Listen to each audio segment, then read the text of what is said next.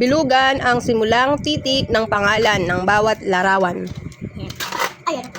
Alam mo na yan. Ano ba to? Ano yan? Ata. Anong ata? Ita. Yan? Ano to? Ibon. Oo. Ibon. Ano sinasabi mo? Yan. Ano to? Ano ba to? Lalabas ka Ano yan?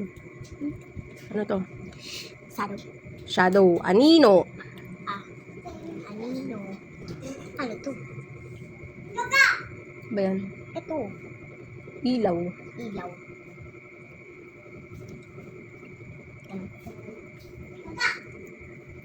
Ano to? Cockroach. Cockroach. Ipis. Tagalog. Oh. Tagalog na ipis. Ay, orange. Orange. Itlog yan. Ay. Orange. Tignan mo mabuti yung larawan. Oo. Yung pangalan. Yan mo ng ganyan. Ay, A. Lahat to A. Mm. Lahat to I.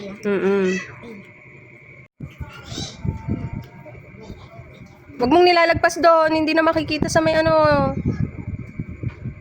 Ganyan. Isulat mo yung nabuong salita. Ano yan? Basahin mo. Aba. Isulat mo doon. Ama. Isulat mo muna yung number. Ganyan. Ano yan? Ano yan? Aba. Ama.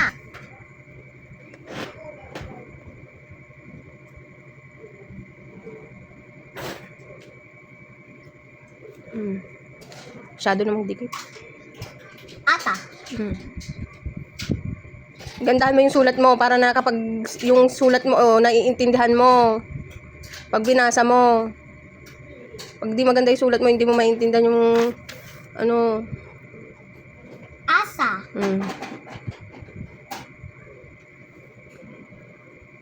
Ganyan. Huwag mong nilalagpas. Ganyan,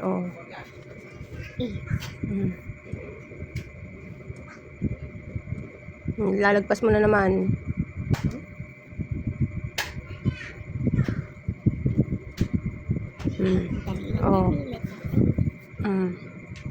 Ina. Okay, sulat. Yan, ganyan. Gandahan mo ang sulat. Masyadong dinidikit, di rin malayo. Ima.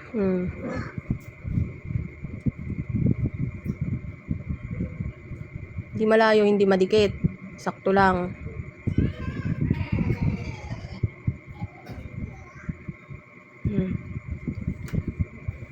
Isa.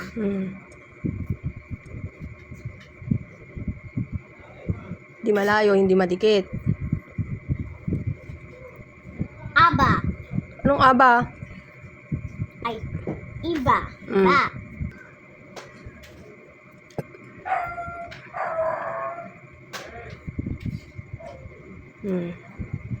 Ita. Ita.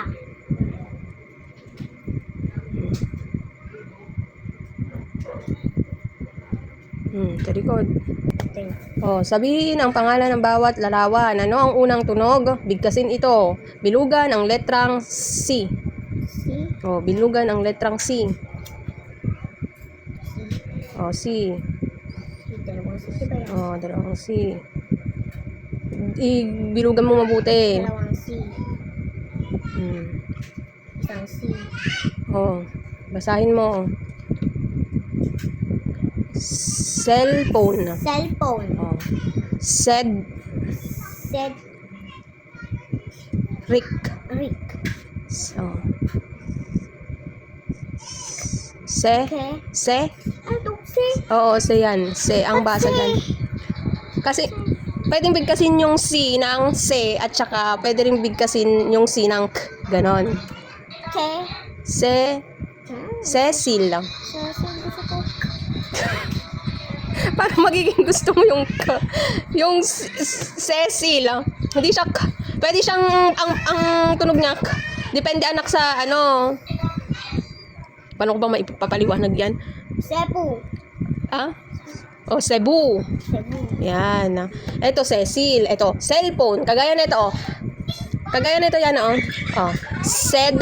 Said. Oh. Oh. Ah? Said it. Said Rick. Rick. Oh, dito sa may tunog niya. Ang unang tunog niya, ang unang tunog 'di ba? Si, se, s. Ganon, parang S ang tunog, 'di ba? Tapos dito sa dulo naging k. Kaya ang kanya Cedric. Oh. Pwede siyang tunog. Pwede siyang Mali pala, mami. hindi. Pwede siyang maging ang si anak, pwedeng maging tunog ng s. Pwede ring k. Ganon. Sa English, oh.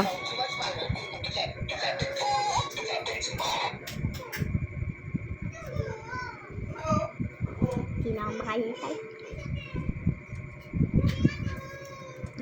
Oh, tapos na. Sa kabila naman. Yung pink. Sulat mo muna na yung pangalan mo.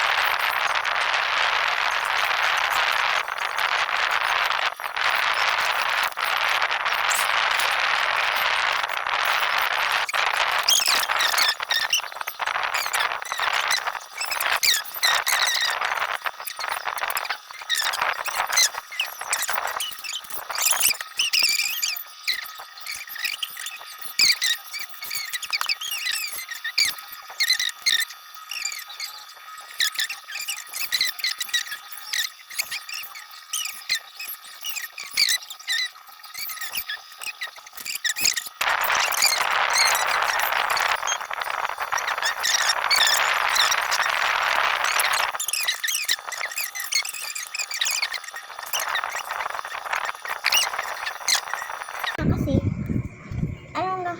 babasahin ko na lang, mami. Hindi na lang magbabasa. Ah? Ako na magbabasa dito man lahat. Ah, sige. Kaya matuto ko. Magbasa. Kapag malaki na ako marunong na ako magbasa. Okay. Kapag ganito na kami, grade 1 alam kami, no? Book na ganito din kami. Marunong na ako magbasa din. Sige. At red lang H. Parang din sa N ng ano. Letrang L. Letrang E. Gamit. Gamit ang bughaw na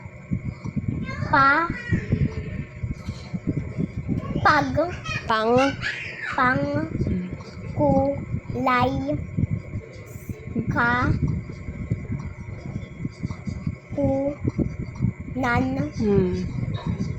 kunan ang mga malamig. Ano malamig? Malami.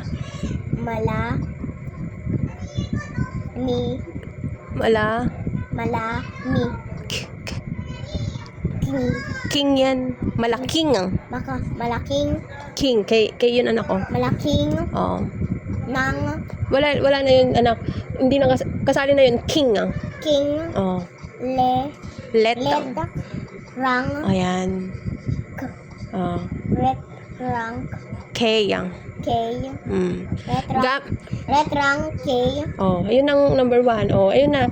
Gamit ang bughaw na pangkulay, kahunan ang mga malaking letrang K. Oh, gamit daw ang bughaw na pangkulay.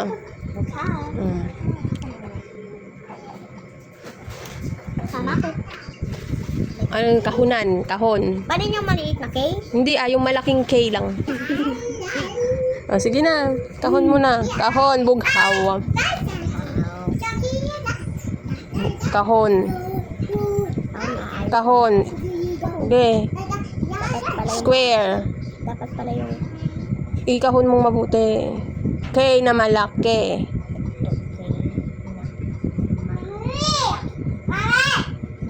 K na malaki. K na malaki. Okay. Oh. Oh, 2. Number 2. Ito. Oh, basahin mo. gamit ang kahel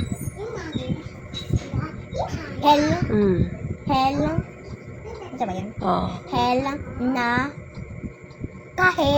na Pang. kulay Oh, gamit ang kahel na pangkulay. Merong ganon. bi Oh. Gamit ang kahel na pangkulay. Oh. Mm. log bilugan Oh, bilugan.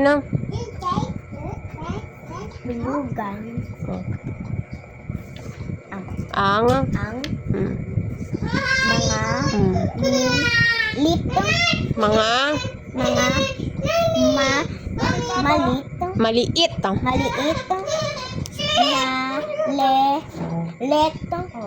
let Let. rang Oh, rang. kay Oh. Ano ba yung kulay kahel?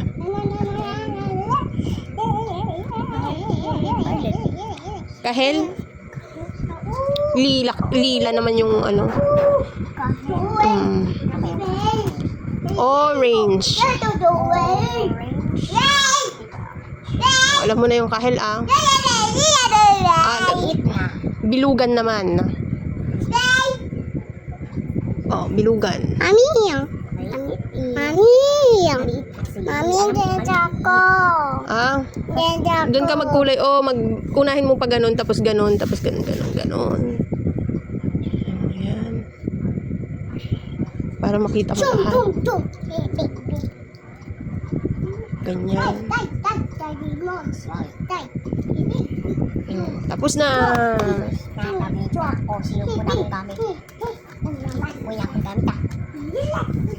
Sino po na ang gamit mo?